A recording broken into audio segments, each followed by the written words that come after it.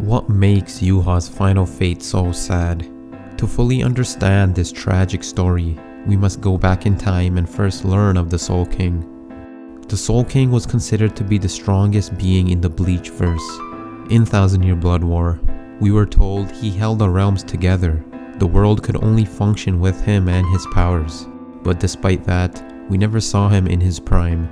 We only saw him in a crippled, disemboweled state, with no arms, no legs, while in a stasis of life and death.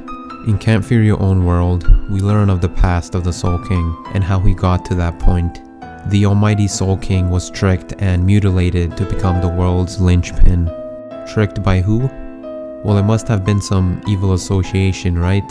The Soul King was in fact tricked by the 5 noble clans, who largely governed the Soul Reapers till the present time.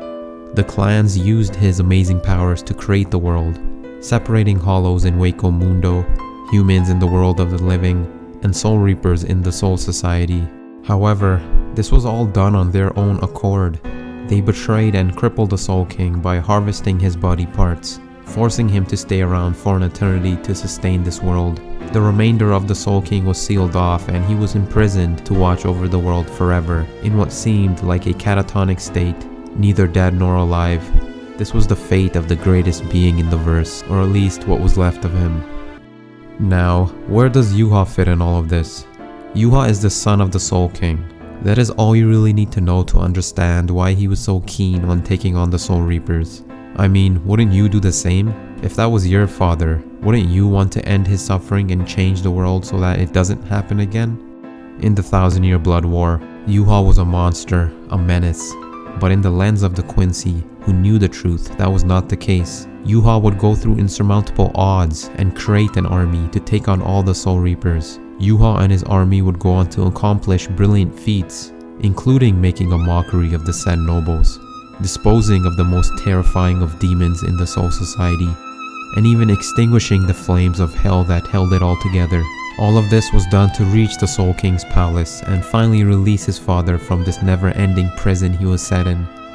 Yhwach and his highest of command, his greatest of soldiers, would slay the 5 dukes that presided over the world, all to reach his father. Yhwach would carve a bloody path all the way to the Soul King's palace.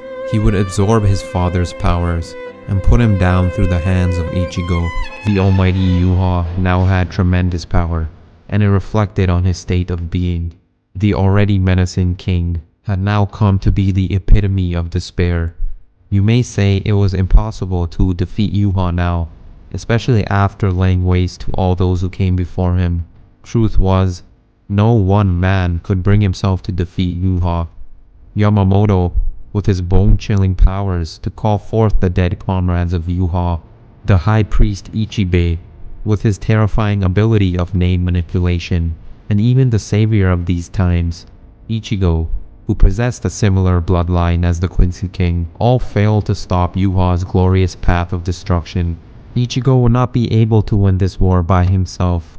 He would need the help of those who stuck by him in hard times, friends old and new.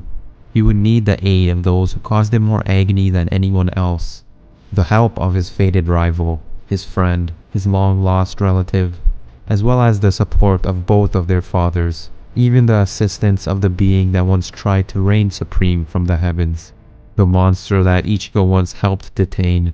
Only with a joint effort would the almighty Quincy King finally be silenced.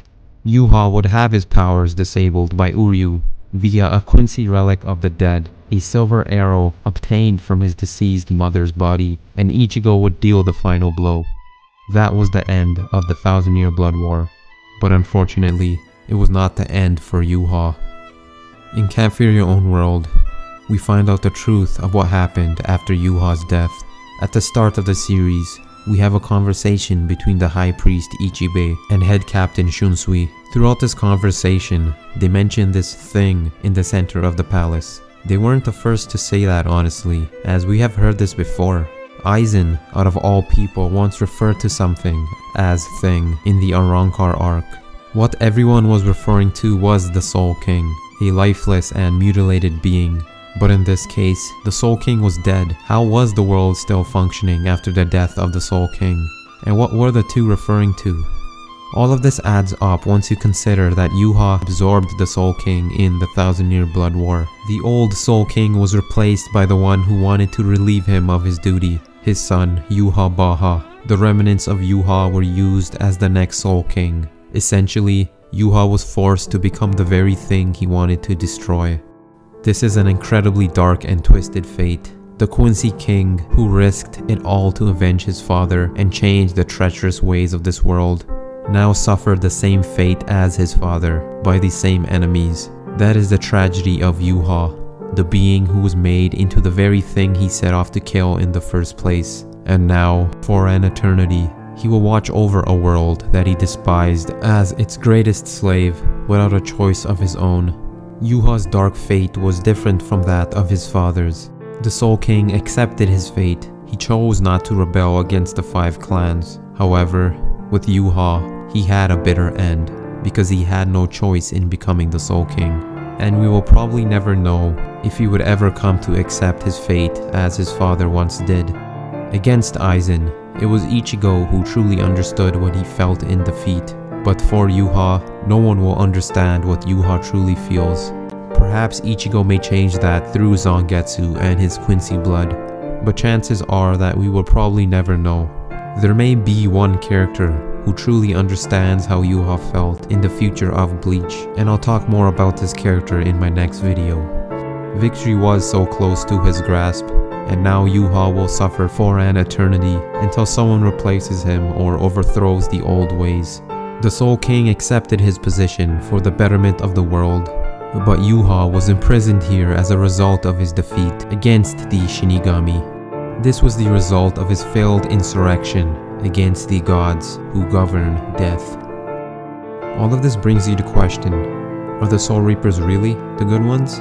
We know history is always written by the victors, and so maybe that is why the Soul Reapers are perceived to be good. Perhaps in the Hell Arc, we will learn even more about their true nature.